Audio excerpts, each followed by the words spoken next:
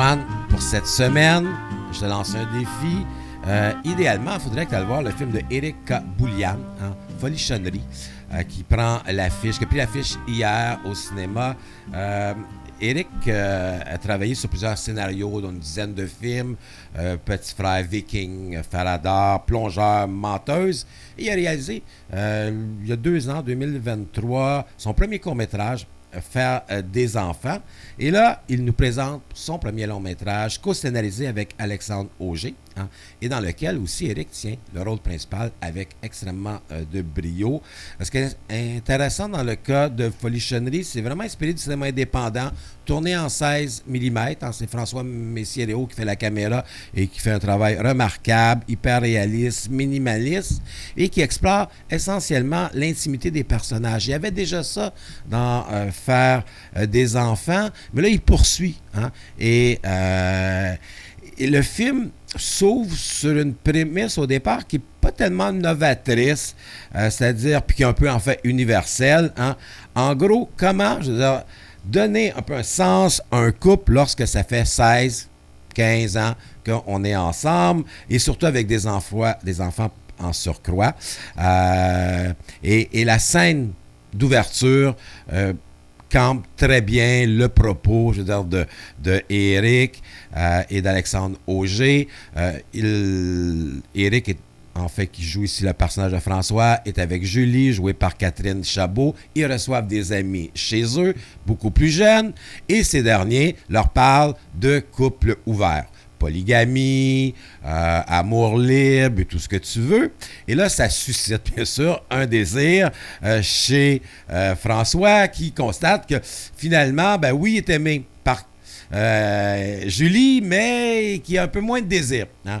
Et là, s'ouvre toute une panoplie, je veux dire, d'actions. Le film est divisé en 6 actes. Et ce qui est fort intéressant, c'est que Éric Boulian connaît bien l'écriture comique, hein, et ça se fait ressentir dans toutes les scènes. Et en plus, il rajoute constamment, je veux dire, dans ses scènes, un aspect dramatique. Hein. Donc, une rupture de ton continuelle dans ses films. Et c'est essentiellement ce qui me plu. Je dois avouer qu'au départ, j'étais un peu craintif. Hein. On a déjà vu des films sur la sexualité. On se rappelle nos années 70 au Québec. Et ça tourne parfois au vide. Et où ça s'arrête directement à la question sexuelle. Alors que dans ce cas-ci, c'est l'est parce qu'on filme, je veux dire, frontalement, je veux dire, l'écart, on n'a pas peur des exposés, mais on va beaucoup plus loin. On va beaucoup plus loin. Entre autres, on s'aperçoit, parce que je ne vais pas tout dire, mais on s'aperçoit que François cache une certaine forme de dépression. Julie lui rappelle constamment qu'il est dépressif, mais ne veut pas l'admettre. Le pari que François lance à Julie au début se retourne un peu contre lui-même. Donc, il y a beaucoup, beaucoup de soubresauts. La présence des 2 enfants, elle est remarquable. Elle me fait rire constamment parce que les enfants parlent comme des adultes. Et il leur dit littéralement, je pense que ça va pas très bien ce matin, là, ça serait bien que vous régliez vos problèmes parce que c'est pas intéressant pour déjeuner lorsque vous vous entendez pas. Donc, il y a plein de petits moments, okay, de tendresse dans ce film-là qui fait qu'on dépasse seulement le film en guillemets à caractère sexuel. Puis je pense que Éric Boulian n'a jamais voulu faire Boulian, bien sûr, n'a jamais voulu faire un film porno. Hein. Ce qu'il voulait, c'est faire un film qui parle des individus, qui parle des relations, qui se questionne, qui ose affronter les problèmes et qui se donne la chance, finalement, un peu de se tromper. Ce qui est assez rare, finalement, dans nos scénarios, parce que c'est un peu ce qui se produit, là. Parce que cette reconnexion, là, ne sera pas sans heure. Et François va s'apercevoir que, finalement, Julie vit peut-être mieux cette offre que lui-même, en tout cas. Et ça, c'est assez intéressant.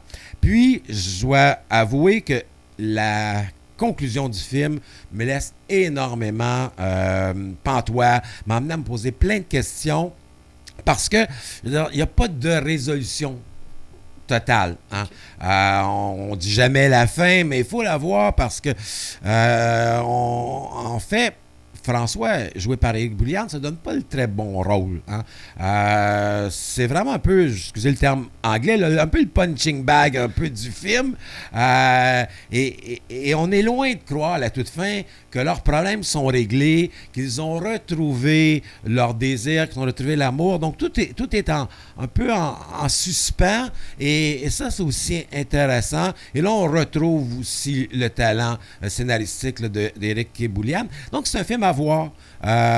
C'est peut-être pas, comme je le mentionnais, le chef-d'œuvre de l'année, mais je pense qu'en cette fin de janvier, avec des moins 17 et des moins 25, mais je veux dire d'aller prendre un petit moment en salle, de rire, d'y aller en couple parce que ça peut susciter quand même certaines discussions. Hein?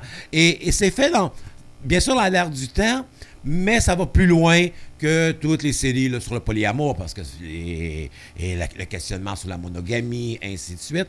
On en voit beaucoup, on entend parler beaucoup, alors que le film nous amène ailleurs. Donc, je pense que c'est vraiment un bon déplacement. On aurait aimé recevoir Éric, mais il est extrêmement occupé. Il était à Trois-Rivières, il était à Sherbrooke, à Québec. Il repart pour Toronto. Donc là, dans ce cas-ci, au lieu de donner la parole à Éric, j'ai pris sa place et je vous invite bien sûr à aller voir ce film.